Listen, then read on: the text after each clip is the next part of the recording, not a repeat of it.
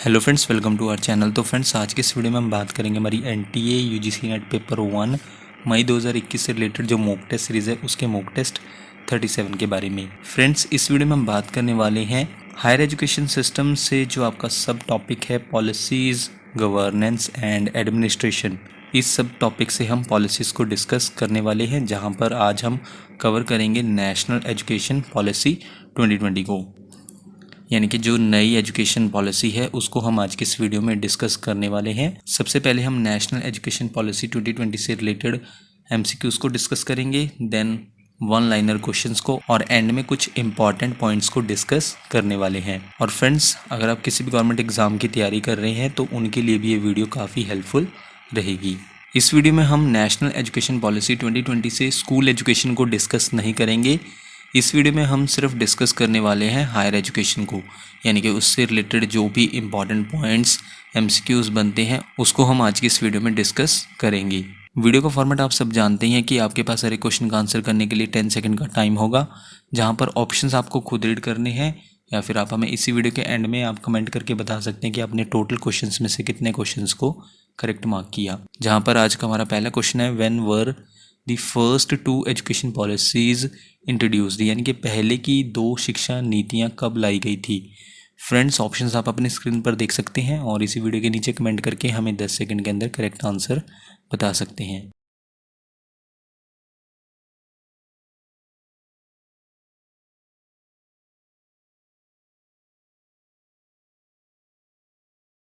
पहले की 2 education policies के बारे में हम बात कर लेते हैं, यानी कि इस क्वेश्चन का करेक्ट आंसर है ऑप्शन सी 1968 एंड 1986। यानी कि 2 जो पहले की एजुकेशन पॉलिसीज़ हैं उनमें से पहली लाई गई थी 1968 में, दूसरी कब, 1986 में। अब हम इस क्वेश्चन से रिलेटेड कुछ इंपॉर्टेंट पॉइंट्स को देख लेते हैं।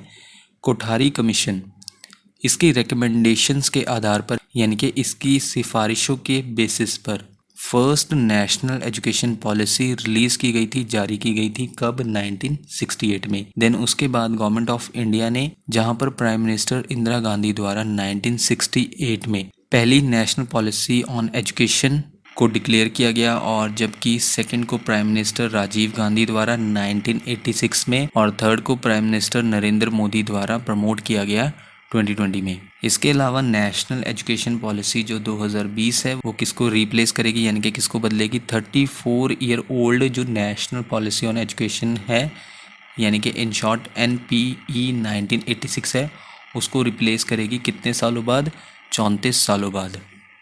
इसके बाद हम नेक्स्ट पॉइंट में देख लेते हैं 1986 से रिलेटेड हम कुछ बात कर लेते हैं इंपॉर्टेंट पॉइंट्स के बारे में। जैसे कि 1986 में क्या हुआ, राजीव गांधी की गवर्नमेंट ने इंट्रोड्यूस किया किसको, न्यू नेशनल पॉलिसी को एजुकेशन पर। इस पॉलिसी को कहा गया कि इसमें स्पेशल जोर दिया गया था कि डिसपैरिटीज़ को रिमूव किया जाए, यानी कि असमानताओं को दूर किया जाए, और सभी को इक्वल अपॉर्चुनिटीज़ दी जाएं एजुकेशन में, यानी कि सभी को समान शैक्षिक अवसर दिए जाएं। जहां पर स्पेशली फोकस्ड किया गया था इंडियन वुमेन पर, शेड्यूल्ड ट्राइब्स पर और शेड्यूल्ड कास्ट कम्युनिटीज़ पर, इन पर फोकस किया गया था। किस पॉलिसी में, नेशनल पॉलिसी ऑन एजुकेशन 1986 में। उसके बाद इस पॉलिसी में एक्सपेंड किया गया, विस्तार किया गया, यानी कि फैलाया गया किसको, जो ओपन यूनिवर्सिटी सिस्टम है उसको एक्सपेंड किया गया, किसके साथ, Indira Gandhi national open university के साथ, इन शॉर्ट इग्नू के साथ, जहां पर इग्नू को क्रिएट किया गया था 1985 में। और 1986 की जो एजुकेशन पॉलिसी है उसमें उम्मीद की गई थी कि GDP का एजुकेशन पर कितना खर्च किया जाएगा, 6% खर्च किया जाएगा। ये था 1986 ईयर के बारे में हमने जाना। देन उसके बाद 1992 में 1986 जो हमारी नेशनल पॉलिसी ऑन एजुकेशन थी उसको क्या किया गया, मॉडिफाइड किया गया, यानी कि इम्प्रूव किया गया, यानी कि उसमें संशोधन किया गया कब, 1992 में। किसके द्वारा, PV नरसिम्हा राव गवर्नमेंट द्वारा। ये काफ़ी इंपॉर्टेंट पॉइंट है फ्रेंड्स। देन उसके बाद नेक्स्ट पॉइंट पर चलते हैं, 2020 में बात कर लेते हैं, जहां पर 2019 में ministry of human resource development ने रिलीज़ किया, क्या रिलीज़ किया, ड्राफ्ट, यानी कि स्ट्रक्चर ढांचा रिलीज़ किया इसका, न्यू एजुकेशन पॉलिसी का 2019। 2019 में। देन उसके बाद क्या हुआ, इस पॉलिसी पर कई पब्लिक कंसल्टेशंस हुए, यानी कि कई सार्वजनिक विचार परामर्श हुए। 29 जुलाई 2020 को कैबिनेट ने यानी कि मंत्रिमंडल ने अप्रूव कर दिया, मंजूरी दे दी न्यू नेशनल एजुकेशन पॉलिसी को, जिसका एम था कि इंट्रोड्यूस किया गया था कई सेवरल चेंजेस को जो हमारी पहले से मौजूद इंडियन एजुकेशन सिस्टम है उसमें।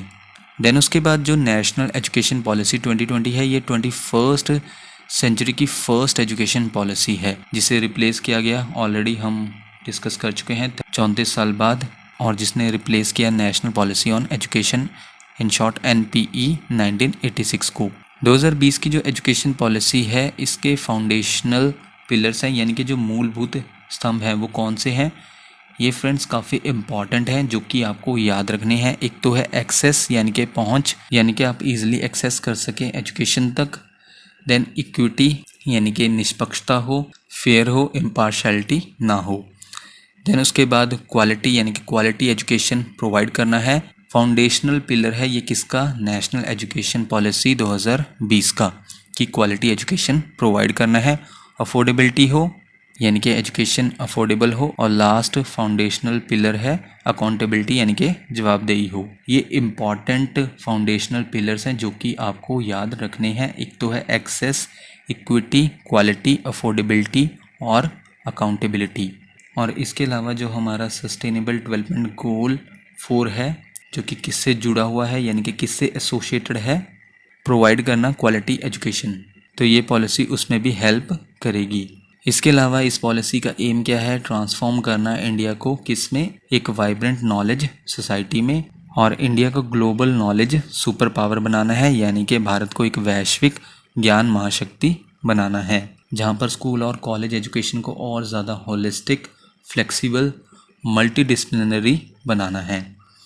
फ्रेंड्स, आप ये वीडियो एंड तक ज़रूर देखें, क्योंकि नेक्स्ट MCQs में आपके ये सभी जो वर्ड्स हैं, होलिस्टिक, फ्लेक्सिबल, मल्टीडिसिप्लिनरी, ये कवर हो जाएंगे।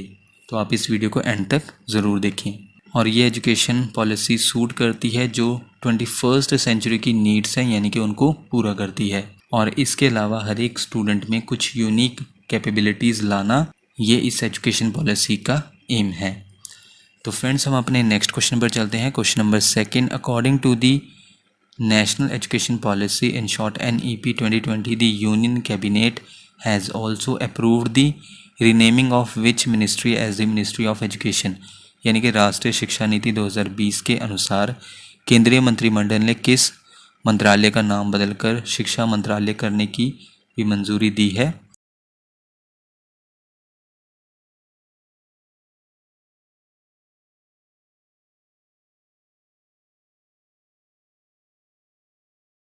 इनमें से वो मिनिस्ट्री है option C, ministry of human resource development, in short MHRD, यानी कि मानव संसाधन विकास मंत्रालय का नाम अब क्या होगा, मिनिस्ट्री ऑफ एजुकेशन। सो इस क्वेश्चन का करेक्ट आंसर हुआ ऑप्शन सी। क्वेश्चन नंबर 3 है, under the chairmanship of home committee for evolution of the new education policy submitted its report in May 2016, यानी कि मई 2016 में किसकी अध्यक्षता में नई शिक्षा नीति के विकास के लिए समिति ने अपनी रिपोर्ट प्रस्तुत की।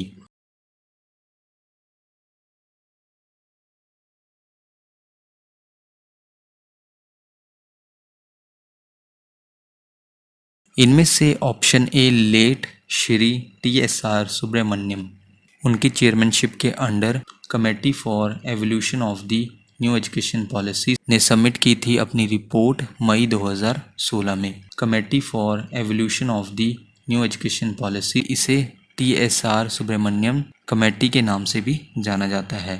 इसने सबमिट किया था national policy on education 2016 draft किसे, यूनियन HRD मिनिस्ट्री को 28 मई 2016 को, जहां पर इस कमेटी ने यानी कि TSR सुब्रमण्यन कमेटी ने न्यू एजुकेशन पॉलिसी से जुड़े 10 रिकमेंडेशन दिए थे, यानी कि 10 सिफारिशें की थी।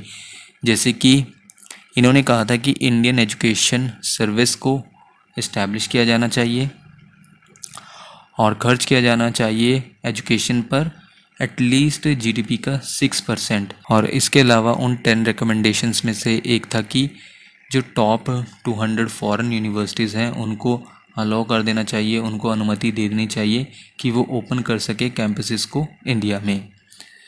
तो ये 10 रिकमेंडेशंस में से कुछ रिकमेंडेशंस थे जो किसके द्वारा दिए गए थे, सुब्रमण्यन कमेटी द्वारा न्यू एजुकेशन पॉलिसी पर। नेक्स्ट क्वेश्चन है question number 4, the dash will be created as an apex body for fostering a strong research culture and building research capacity across higher education, यानी कि एक मजबूत अनुसंधान संस्कृति को बढ़ावा देने और उच्च शिक्षा के लिए अनुसंधान क्षमता के निर्माण के लिए डैश एक शीर्ष निकाय के रूप में बनाया जाएगा।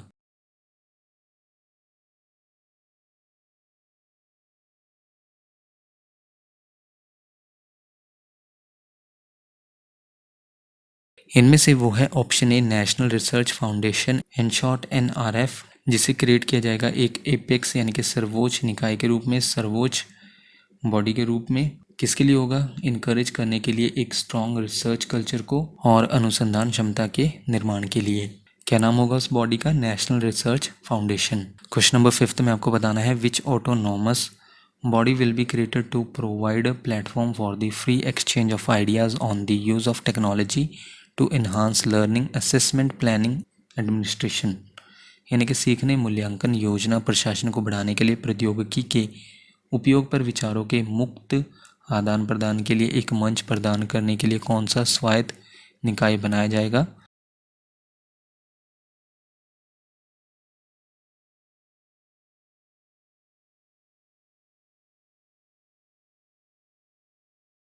वो निकाय होगा, वो बॉडी होगी option D national education technology forum, in short NETF, जिसे क्रिएट किया जाएगा, जो प्रोवाइड करेगा, क्या प्रोवाइड करेगा, प्लेटफॉर्म प्रोवाइड करेगा, किसके लिए, जहाँ पर फ्री एक्सचेंज किया जा सकेगा आइडियाज़ का यूज़ करके, टेक्नोलॉजी का इन्हांस करने के लिए, इम्प्रूव करने के लिए लर्निंग को, असेसमेंट को, प्लानिंग और एडमिनिस्ट्रेशन को। कौन सी बॉडी होगी, national educational technology forum. Question number 6 है dash will be set up as a single umbrella body for the entire higher education excluding medical and legal education, यानी कि किस आयोग को चिकित्सा और कानूनी शिक्षा को छोड़कर पूरे उच्च शिक्षा के लिए एकल अम्ब्रेला निकाय के रूप में स्थापित किया जाएगा।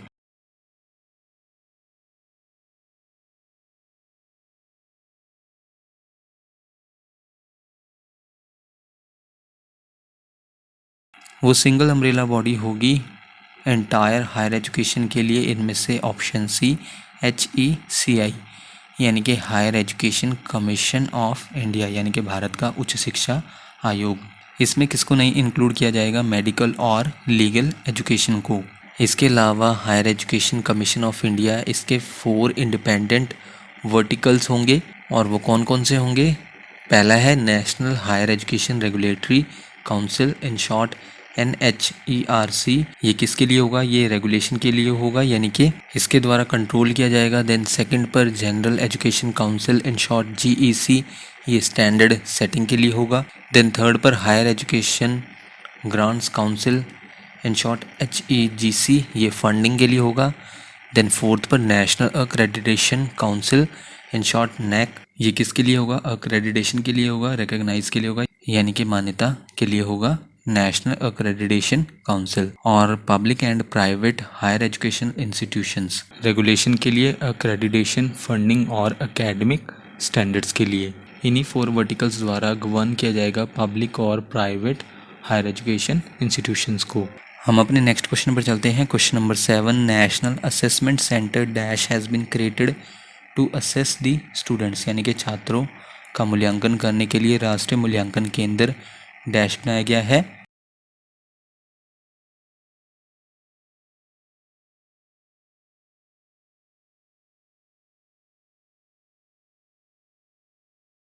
वो नेशनल असेसमेंट सेंटर है, ऑप्शन बी परख, यानी कि इस क्वेश्चन का करेक्ट आंसर है ऑप्शन बी। छात्रों के मूल्यांकन करने के लिए बनाया जाएगा नेशनल असेसमेंट सेंटर, जिसका नाम है परख। और परख स्टैंड्स फॉर, यानी कि परख का फुल फॉर्म क्या है, performance assessment review and analysis of knowledge for holistic development. Next question है question number 8, the 42nd amendment to the Constitution in 1976 moved education from the dash, यानी कि 1976 में संविधान के 42वें संशोधन ने शिक्षा को डैश में स्थानांतरित कर दिया।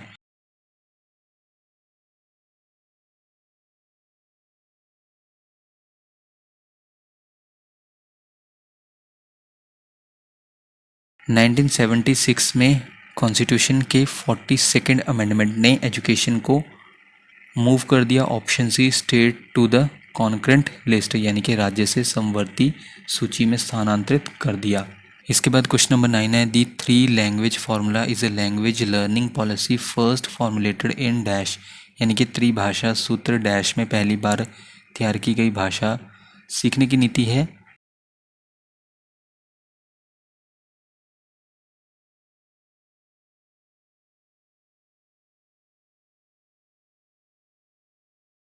थ्री लैंग्वेज फार्मूला एक लैंग्वेज लर्निंग पॉलिसी थी जिसे पहली बार ऑप्शन ए 1968 में तैयार किया गया था।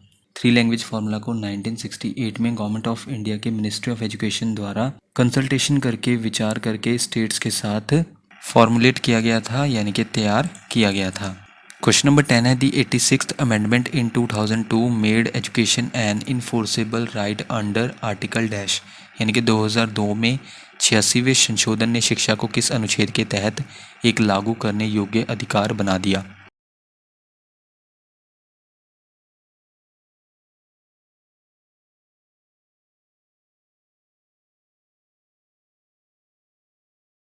दो 2002 में 86वें संशोधन ने शिक्षा को ऑप्शन डी आर्टिकल 21A यानी कि अनुच्छेद 21A के तहत एक लागू करने योग्य अधिकार बना दिया। क्वेश्चन नंबर 11 है according to the new education policy 2020 how many of gross domestic product in short GDP will be spent on education, यानी कि नई शिक्षा नीति 2020 के अनुसार शिक्षा पर जीडीपी यानी कि सकल घरेलू उत्पाद का कितना खर्च किया जाएगा।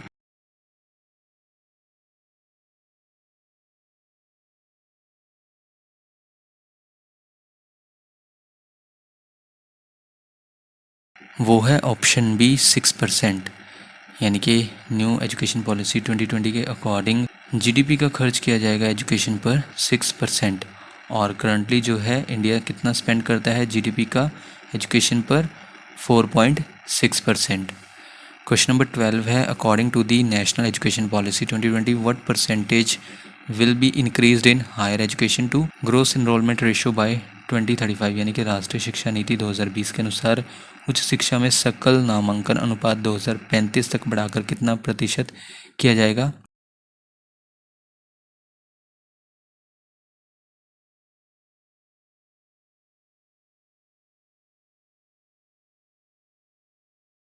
वो परसेंटेज है ऑप्शन बी 50%, यानी कि 50% इंक्रीज़ किया जाएगा हायर एजुकेशन में ग्रोस इनरोलमेंट रेशियो 2035 तक। इसके अलावा 3.5 करोड़ सीट्स को ऐड किया जाएगा किसमें, हायर एजुकेशन में। और हमारा जो करंट ग्रोस इनरोलमेंट रेशियो है हायर एजुकेशन में वो कितना है 26.3%। क्वेश्चन नंबर 13 है by which year the minimum degree qualification for teaching is going to be a 4 year integrated BEd degree, यानी कि किस वर्ष तक शिक्षण के लिए न्यूनतम डिग्री योग्यता 4 वर्षीय एकीकृत बीएड डिग्री होगी।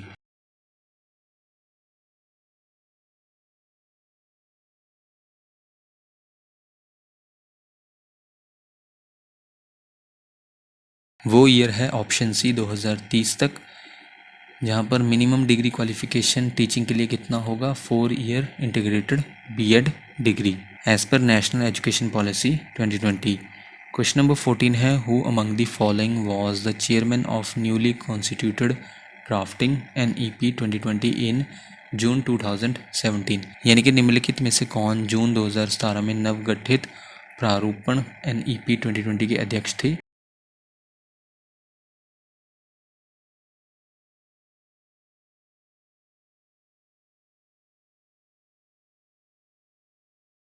इनमें से वो थे option A doctor K Kasturirangan, जो कि चेयरमैन थे। जो ड्राफ्ट तैयार किया गया था नेशनल एजुकेशन पॉलिसी 2020 के लिए जून 2017 में, उसके चेयरमैन कौन थे, डॉक्टर के कस्तूरीरंगन। जहाँ पर committee for the draft national education policy इसे कॉन्स्टिट्यूट किया गया था, गठित किया गया था जून 2017 में। किसकी चेयरमैनशिप के अंडर एमिनेंट यानी कि पॉपुलर साइंटिस्ट हैं डॉक्टर के कस्तूरीरंगन, उनकी चेयरमैनशिप के अंडर। जिसने सबमिट किया ड्राफ्ट नेशनल एजुकेशन पॉलिसी 2019 को honourable human resource development minister को 31 मई 2019 को। नेक्स्ट क्वेश्चन है फ्रेंड्स, क्वेश्चन नंबर 15 में आपको बताना है who is the last minister of MHRD and first minister of ministry of education.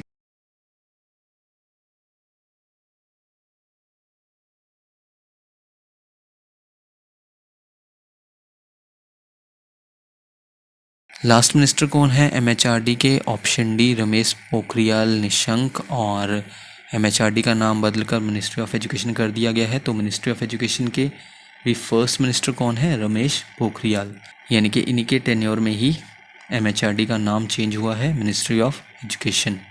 इसके अलावा इंडिया सेलिब्रेट करता है नेशनल एजुकेशन डे कब? हर साल 11 नवंबर को। और इस दिन किसकी बर्थ एनिवर्सरी होती है? मौलाना अबुल कलाम आज़ाद की, जो कि इंडिपेंडेंट इंडिया यानी कि आज़ाद भारत के पहले मिनिस्टर ऑफ एजुकेशन यानी कि शिक्षा मंत्री थे। कौन? मौलाना अबुल कलाम आज़ाद। और 11 नवंबर को हर साल क्या सेलिब्रेट किया जाता है? National education day. Question number 16 में आपको करेक्ट कोड मार्क करना है। किसके बारे में?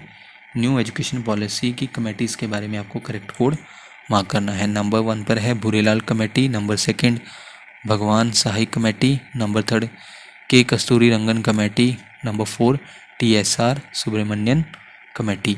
फ्रेंड्स, कोड आप अपनी स्क्रीन पर देख सकते हैं और इसी वीडियो के नीचे कमेंट करके हमें 10 सेकंड के अंदर करेक्ट कोड बता सकते हैं।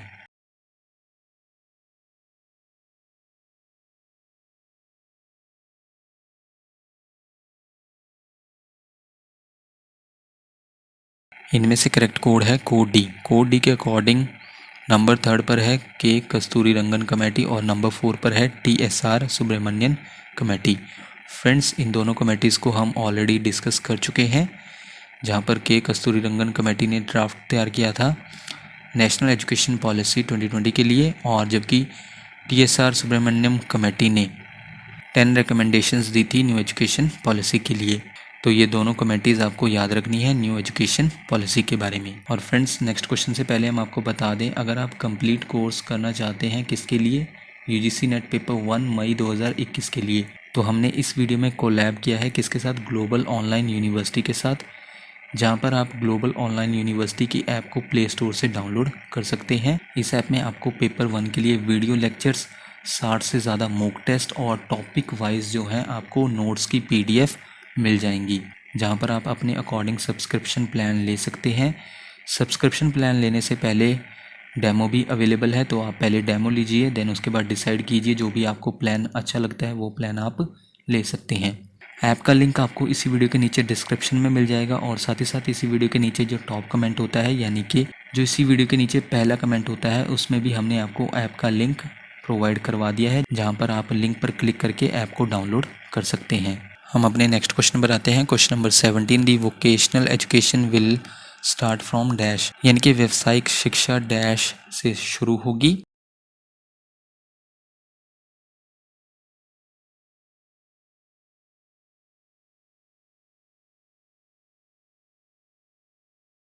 वोकेशनल एजुकेशन स्टार्ट होगी ऑप्शन बी 6th क्लास से। वोकेशनल एजुकेशन होती क्या है? वो एजुकेशन होती है जो प्रिपेयर करती है लोगों को काम करने के लिए, जहाँ पर लोग एज ए टेक्नीशियन भी काम कर सकते हैं, एज ए ट्रेड पर्सन भी काम कर सकते हैं, और कारीगर के रूप में भी काम कर सकते हैं। वोकेशनल एजुकेशन को कभी कभी क्या रेफर किया जाता है? कैरियर और टेक्निकल एजुकेशन। NEP 2020 के अकॉर्डिंग वोकेशनल एजुकेशन स्टार्ट की जाएगी 6th क्लास से। क्वेश्चन नंबर 18 है, दी NEP 2020 रिप्लेस दी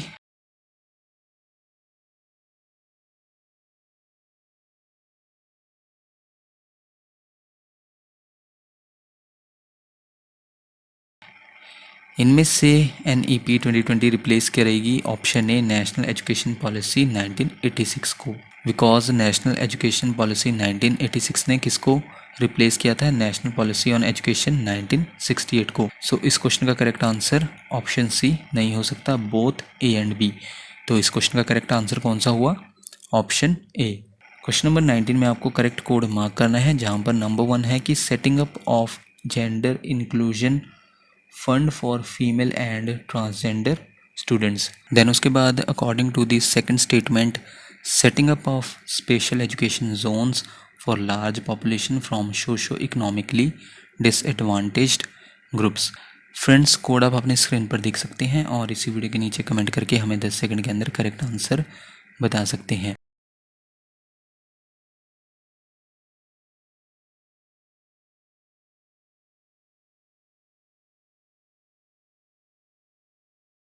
इनमें से करेक्ट कोड है कोड सी। कोड सी के according both first and second ये दोनों स्टेटमेंट्स करेक्ट हैं, जहां पर नंबर 1 स्टेटमेंट के अकॉर्डिंग सेटिंग अप किया जाएगा किसका, जेंडर इंक्लूजन फंड का, किन के लिए होगा, फीमेल के लिए और ट्रांसजेंडर स्टूडेंट्स के लिए। देन उसके बाद सेकंड स्टेटमेंट में सेटिंग अप किया जाएगा किसका, स्पेशल एजुकेशन जोन्स का, लार्ज पॉपुलेशन के लिए जो कहाँ से बिलोंग करते हैं, सोशो इकोनॉमिकली डिसएडवांटेज्ड ग्रुप से। सोशली डिसएडवांटेज्ड जो ग्रुप्स हैं उनमें शामिल हैं जैसे एससीज यानी कि scheduled caste, scheduled tribes, other जो बैकवर्ड क्लासेस हैं, इन शॉर्ट ओबीसी या फिर माइनॉरिटीज़ इसमें शामिल हैं, किसमें, जो सोशली डिसएडवांटेज्ड ग्रुप्स हैं। तो इनके लिए क्या सेटिंग अप किया जाएगा, स्पेशल एजुकेशन जोन्स। देन उसके बाद क्वेश्चन नंबर 20 में आपको बताना है which is not an educational committee, यानी कि इनमें से कौन सी एक शैक्षिक समिति नहीं है।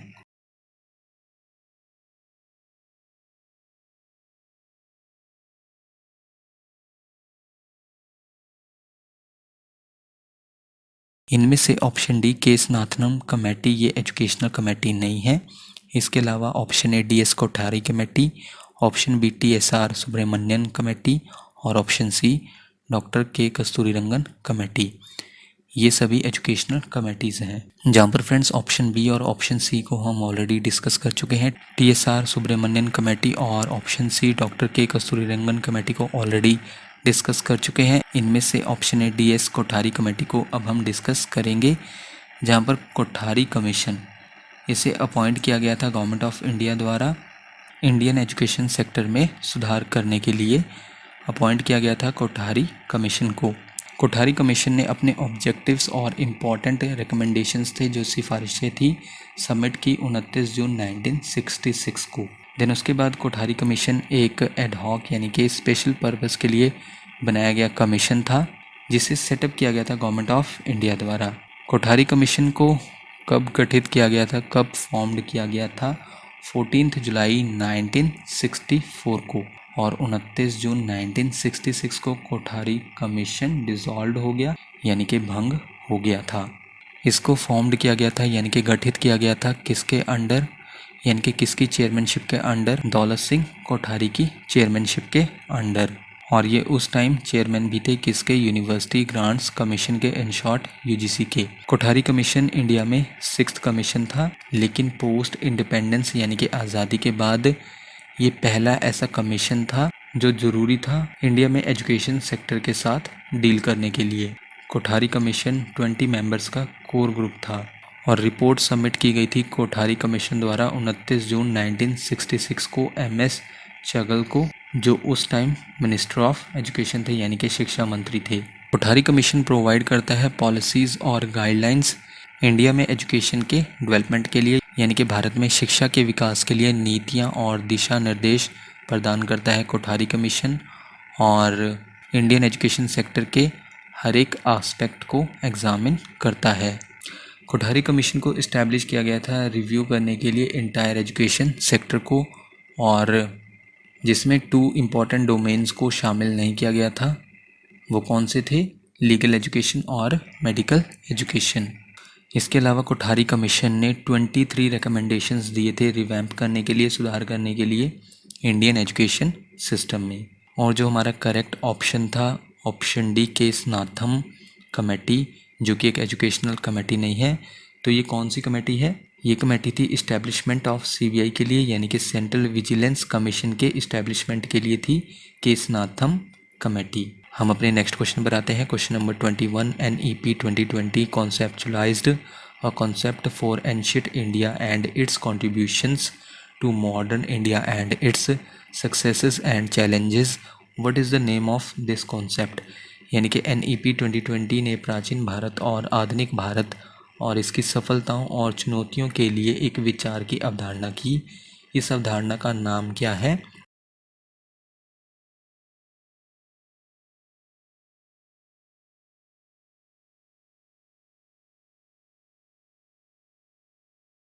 उस कॉन्सेप्ट का नाम है option D, knowledge of India.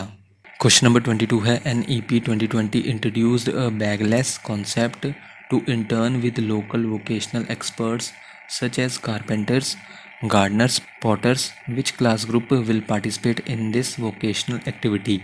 यानी कि NEP 2020 ने स्थानीय व्यावसायिक विशेषज्ञों जैसे बढ़ई, माली, कुम्हार के साथ प्रशिक्षु के लिए एक बैगलेस धारणा पेश किया।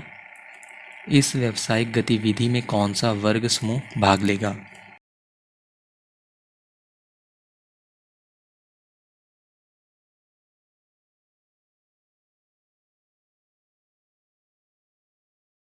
NEP 2020 ने इंट्रोड्यूस किया बैगलेस कॉन्सेप्ट स्टूडेंट्स के लिए, किन के साथ? जो लोकल वोकेशनल एक्सपर्ट्स हैं जैसे कि कारपेंटर्स, गार्डनर्स, पॉटर्स, उनके साथ। कौन सी क्लास ग्रुप इसमें पार्टिसिपेट करेगी इस वोकेशनल एक्टिविटी में? वो है ऑप्शन ए, ग्रेड 6 to 8 ये पार्टिसिपेट करेंगे इस वोकेशनल एक्टिविटी में। क्वेश्चन नंबर 23 में आपको बताना है what is full form of BOAS in reference to evaluation and assessment?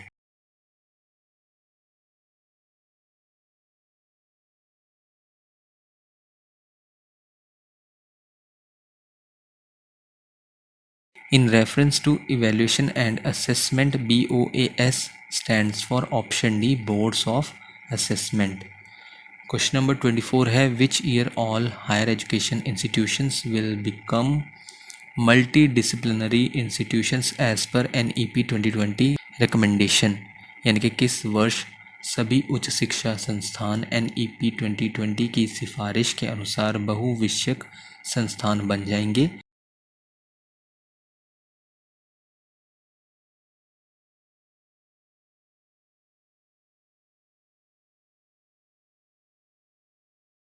सभी हायर एजुकेशन इंस्टीट्यूशंस बन जाएंगे multidisciplinary institutions, option D, by 2040 यानी कि 2040 तक। क्वेश्चन नंबर 25 है what is the percentage of the gross enrolment ratio in higher education by 2018 as per as NEP 2020?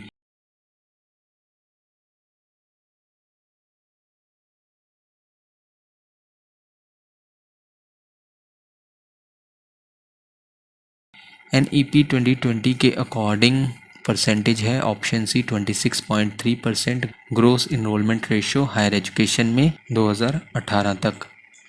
Question नंबर 26 है ancient Indian literary works Banabhatta, Kadambari described a good education as knowledge of the so many कला और arts. What is exact number of कला और arts mentioned in NEP 2020?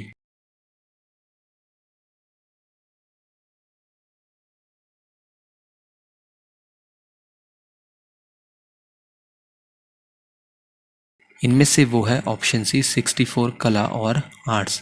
Ancient Indian literary work है यानी कि प्राचीन भारतीय साहित्य कार्य है किसका? बाणभट्ट का, जिन्होंने कादम्बरी में डिस्क्राइब किया है कि गुड एजुकेशन क्या है, कि नॉलेज है कई कला और आर्ट्स की। और वो एग्जैक्ट नंबर क्या है कला और आर्ट्स का? ऑप्शन सी, 64, जो कि मेंशन किया गया था NEP 2020 में। कला का मतलब क्या है संस्कृत में? Performing art. परफॉर्मिंग आर्ट्स वो आर्ट्स होता है यानी कि वो कला होती है जैसे कि म्यूज़िक, डांस, ड्रामा एट्सेट्रा, जो कि परफॉर्म किया जाता है ऑडियंस के लिए। और अगर आप 64 से ज़्यादा इन स्किल्स में मास्टरी कर लेते हैं तो उसे क्या कहा जाता है? चतुष्षष्टि कलाज। और ये 64 आर्ट्स में से कुछ इस तरह से है जैसे कि नंबर 1 गीत विद्या यानी कि सिंगिंग, नंबर 2 नृत्य विद्या यानी कि डांसिंग, नंबर 3 नाट्य विद्या यानी कि थिएट्रिकल्स, नंबर 4 वास्तु विद्या यानी कि इंजीनियरिंग, नंबर 5 अलेख्य विद्या यानी कि पेंटिंग। ये उन 64 आर्ट्स में से कुछ आर्ट्स हैं। इसके अलावा जो कदम्बरी है वो एक रोमांटिक नॉवल है संस्कृत में जिसे कंपोज किया गया है यानी कि इसकी रचना किसके द्वारा की गई है? बाणभट्ट द्वारा। कब? 7th सेंचुरी के फर्स्ट हाफ में, लेकिन वो सरवाइव नहीं कर पाए इस नावल की फिनिशिंग तक, यानी कि इस नावल की एंडिंग तक वो सरवाइव नहीं कर पाए, उनकी डेथ हो गई। देन उस नावल को कंप्लीट किया गया किसके द्वारा? बाण भट्ट के सन हैं भूषण भट्ट, उनके द्वारा कंप्लीट किया गया, उनके फादर के प्लान के अकॉर्डिंग। क्या नाम है उस संस्कृत रोमांटिक नावल का? कादम्बरी, जिसमें डिस्क्राइब किया गया है कि गुड एजुकेशन वह एजुकेशन है, वो एजुकेशन है जहाँ पर आपको नॉलेज होनी चाहिए कई आर्ट्स की, यानी कि कई कला की। नेक्स्ट क्वेश्चन है question number 27, how much percentage of the total GDP spends on the research and innovation in India at current time, यानी कि वर्तमान समय में भारत में कुल जीडीपी का कितना प्रतिशत अनुसंधान और नवाचार पर खर्च होता है?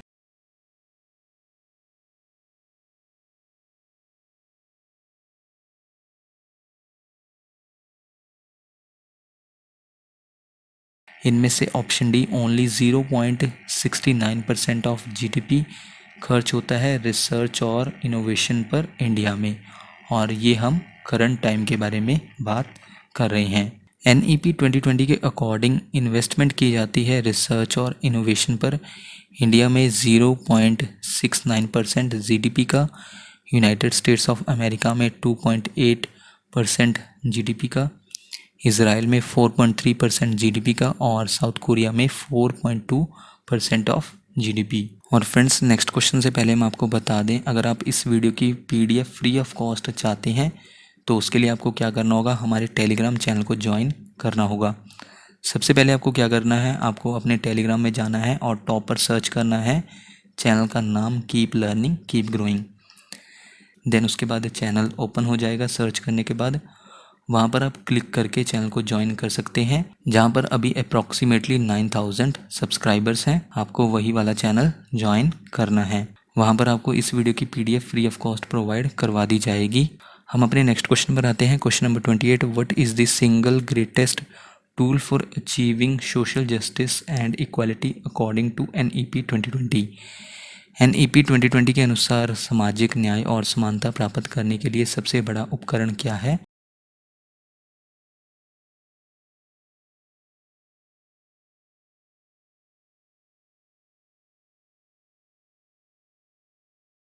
वो सिंगल ग्रेटेस्ट टूल है अचीव करने के लिए सोशल जस्टिस और equality according to NEP 2020, option D education, यानी कि शिक्षा। क्वेश्चन नंबर 29 है, NEP 2020 recommends that the government of India will constitute a fund to build the nation's capacity to provide equitable quality education for all girls as well as transgender students. What will be the name of the fund?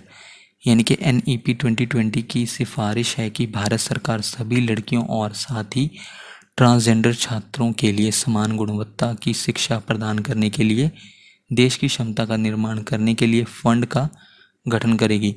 Fund का नाम क्या होगा?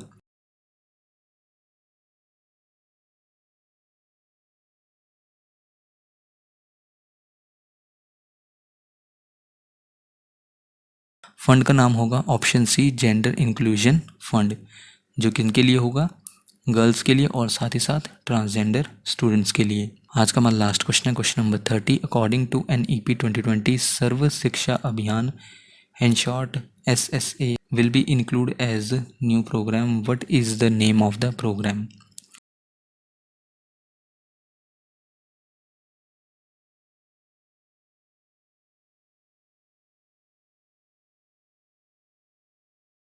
सर्व शिक्षा अभियान को include किया जाएगा as new program, और उस प्रोग्राम का नाम क्या होगा? ऑप्शन बी समग्र शिक्षा स्कीम। ये थे फ्रेंड्स 30 MCQs। नेक्स्ट हम बात करेंगे वन लाइनर क्वेश्चंस के बारे में, जो कि नेशनल एजुकेशन पॉलिसी 2020 से ही रिलेटेड हैं। आप हमें इस वीडियो के नीचे कमेंट करके भी बता सकते हैं कि आपने टोटल क्वेश्चंस यानी कि 30 क्वेश्चंस में से कितने क्वेश्चंस को करेक्ट मार्क किया। हम अपने वन लाइनर क्वेश्चंस की ओर चलते हैं, जहां पर पहला क्वेश्चन है, what will be the duration of under graduate degree according to NEP 2020? Duration होगी अंडर ग्रेजुएट डिग्री के लिए 3 या फिर 4 साल, जहां पर मल्टीपल एग्जिट ऑप्शंस होंगे, जहां पर अप्रोप्रिएट सर्टिफिकेशंस यानी कि उपयुक्त प्रमाण पत्र भी दिए जाएंगे। नेक्स्ट हमारा वन लाइनर क्वेश्चन है, विल द कॉलेज और इंस्टीट्यूशन अवार्ड सर्टिफिकेट, डिप्लोमा और degree for the students according to NEP 2020 recommendation. NEP ने इंट्रोड्यूस किया है, क्लियर गाइडलाइंस दी हैं किसके बारे में, अंडर ग्रेजुएट प्रोग्राम की फिनिशिंग के बारे में, एंडिंग के बारे में, ईयर वाइज, जहाँ पर कॉलेज और इंस्टीट्यूशन आपको सर्टिफिकेट प्रोवाइड्स करेंगे। Under graduate programme year wise कुछ इस तरह से है, जैसे कि नंबर 1 पर आप देख सकते हैं कि आपको सर्टिफिकेट मिलेगा अगर आप किसी विषय में यानी कि सब्जेक्ट में या फिर फील्ड में 1 ईयर कंप्लीट कर लेते हैं, चाहे वो वोकेशनल या फिर प्रोफेशनल एरियाज हो, आफ्टर 1 ईयर आपको सर्टिफिकेट मिल जाएगा। देन उसके बाद सेकंड पॉइंट में, after 2 years of study you will get diploma. Then उसके बाद नंबर 3 पॉइंट में बैचलर डिग्री आपको मिल जाएगी जो कि 3 ईयर प्रोग्राम है। देन उसके बाद नंबर 4 पॉइंट में 4 year multi disciplinary bachelor programme है, डिग्री है किसके साथ, रिसर्च के साथ। नेक्स्ट क्वेश्चन है, what is GCED mentioned in NEP 2020। GCED यानी कि global citizenship education, global citizenship education जो कि फॉर्म है किसका, रूप है सिविक लर्निंग का यानी कि नागरिक शिक्षा का, जिसमें शामिल है स्टूडेंट्स का एक्टिव पार्टिसिपेशन प्रोजेक्ट्स में, जहाँ पर एड्रेस किया जाता है ग्लोबल इश्यूज़ को यानी कि वैश्विक मुद्दों को संबोधित किया जाता है, जैसे कि सोशल, पॉलिटिकल, इकोनॉमिक और इन्वायरमेंटल नेचर। नेक्स्ट क्वेश्चन है, व्हाट क्राइटेरिया और स्ट्रक्चर विल बी ऑफर्ड और followed in masters programmes according to NEP 2020। Higher education institutions द्वारा स्ट्रक्चर जो है कुछ इस तरह से ऑफ़र किया जाएगा मास्टर्स प्रोग्राम के लिए, जैसे कि नंबर 1 2 ईयर प्रोग्राम हो सकता है जहाँ पर दूसरा साल समर्पित होगा, डिवोटेड होगा किसके लिए, रिसर्च के लिए, और ये किन के लिए होगा, जो 3 साल का बैचलर प्रोग्राम कंप्लीट कर चुके हैं। देन उसके बाद सेकंड पॉइंट पर, जिन स्टूडेंट्स ने कंप्लीट कर लिया है 4 साल का बैचलर प्रोग्राम रिसर्च के साथ, उनके लिए मास्टर 1 साल की हो सकती है। देन उसके बाद थर्ड पॉइंट पर टोटल जो है 5 साल की बैचलर और मास्टर प्रोग्राम हो सकता है। देन उसके बाद नंबर 4 पॉइंट में PhD के लिए ज़रूरत होती है मास्टर डिग्री की या फिर 4 ईयर बैचलर डिग्री की रिसर्च के साथ। देन उसके बाद नंबर 5 पॉइंट में जो MPhil प्रोग्राम है उसको डिसकंटिन्यूड यानी कि इस कार्यक्रम को बंद कर दिया जाएगा, कौन से को, MPhil को।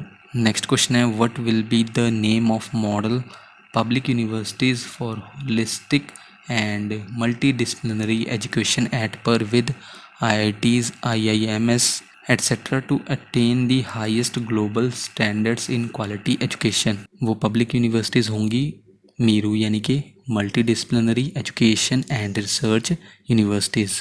फ्रेंड्स, आपको मेरू का फुल फॉर्म याद रखना है, multi disciplinary education and research universities. ये किसके लिए होंगी, holistic and multi disciplinary education, जिनको Indian institute of technologies, Indian institute of managements की तरह ही इस्टेब्लिश किया जाएगा। यहाँ पर फ्रेंड्स सबसे पहले हम बात कर लेते हैं होलिस्टिक एजुकेशन के बारे में, जो कि एक नया मूवमेंट है एजुकेशन में, जो लर्नर के यानी कि सीखने वाले के सभी पहलुओं यानी कि एस्पेक्ट्स को शामिल करना चाहता है, जैसे कि माइंड, बॉडी और स्पिरिट यानी कि मन, शरीर और आत्मा को शामिल करना चाहता है लर्नर की। देन उसके बाद मल्टी डिसिप्लिनरी एजुकेशन यानी कि बहुविषयक शिक्षा। एग्जाम्पल के तौर पर आप कह सकते हैं multi disciplinary course of study में क्या है, जब आप स्टडी करते हैं मैथ, साइंस, इंग्लिश या फिर हिस्ट्री को, यानी कि अलग अलग जो सब्जेक्ट्स हैं इसमें शामिल होते हैं, किसमें, मल्टी डिसिप्लिनरी एजुकेशन में। नेक्स्ट क्वेश्चन है, what will be function of academic bank of credit in short ABC according to NEP 2020। Academic bank of credit इनको इस्टेब्लिश किया जाएगा, जो क्या करेंगे, डिजिटली स्टोर करेंगे जो एकेडमिक क्रेडिट्स हैं, अर्न किए जाएंगे जो वेरियस यानी कि जो अलग अलग तरह की रिकग्नाइज्ड हायर एजुकेशन इंस्टीट्यूशंस हैं उनसे जो भी आप एकेडमिक यानी कि शैक्षिक क्रेडिट्स अर्न करेंगे उनको डिजिटली स्टोर करेगा एकेडमिक बैंक ऑफ क्रेडिट, ताकि क्रेडिट्स के ट्रांसफ़र को इजी बनाया जा सके। नेक्स्ट क्वेश्चन है, what is CBCS in higher education institutions according to NEP 2020। CBCS stands for choice based credit system. The next question, what is CBGS criterion based grading system. Then उसके बाद next question है, how many persons in India in the age group of 19 to 24 received formal vocational education in the 12th 5-year plan 2012 to 2017 less than 5%। यानी कि India में 19 to 24 age group के लोगों ने receive किया है formal vocational education 12th 5-year plan में, यानी कि 2012 से 2017 तक, जो कि 5% से भी कम था। नेक्स्ट क्वेश्चन है, how many persons shall have exposure to vocational education through the school and higher education system by 2025। यानी कि 2025 तक स्कूल और उच्च शिक्षा प्रणाली के माध्यम से कितने व्यक्तियों को व्यावसायिक शिक्षा पहुंचाना होगा। 2025 तक स्कूल और हायर एजुकेशन सिस्टम के माध्यम से एटलीस्ट 50% पर्सनस को वोकेशनल एजुकेशन पहुंचाना होगा। अगर हम NEP 2020 के अकॉर्डिंग 19 टू 24 एज ग्रुप के बारे में बात करें, जहां पर वोकेशनल एजुकेशन को इंडिया में लेस देन 5% को पहुंचाया जा रहा है। यूनाइटेड स्टेट्स ऑफ अमेरिका में 52% है, जर्मनी में 75% है, जबकि साउथ कोरिया में 96% है। देन उसके बाद what is NCIVE mentioned in NEP 2020। NCIVE यानी कि national committee for the integration of vocational education, इसको कंस्टिट्यूट किया जाएगा MHRD द्वारा, जहाँ पर national committee for the integration of vocational education in short NCIVE, इसमें शामिल होंगे एक्सपर्ट्स वोकेशनल एजुकेशन में और रिप्रेजेंटेटिव्स होंगे मिनिस्ट्री से, जहाँ पर कोलैबोरेशन किया जाएगा इंडस्ट्री के साथ ताकि देखा जा सके इस एफर्ट को। नेक्स्ट क्वेश्चन है, NEP 2020 envisions the establishment of national level research for promoting quality research in the nation.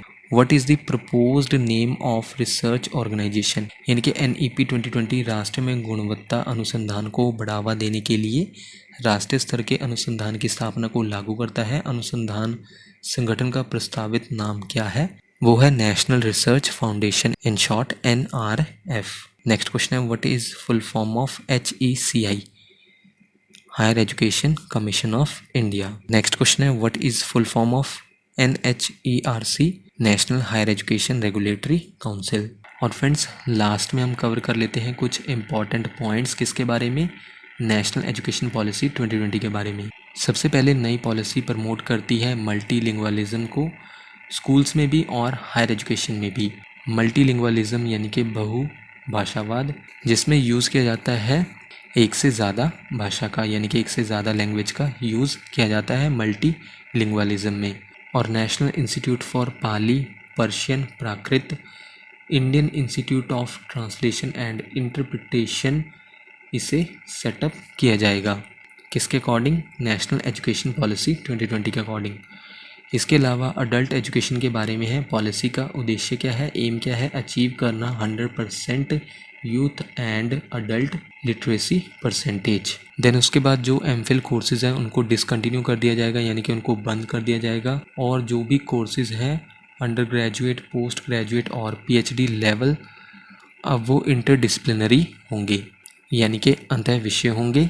इंटरडिसिप्लिनरिटी या फिर इंटरडिसिप्लिनरी इस स्टडीज़ में शामिल है, जहाँ पर कंबाइन किया जाता है, मर्ज किया जाता है, यूनाइट किया जाता है या फिर जोड़ा जाता है 2 या 2 से एकेडमिक डिसिप्लिन्स को, यानी कि 2 या 2 से ज़्यादा शैक्षिक विषयों को जोड़ा जाता है एक एक्टिविटी में।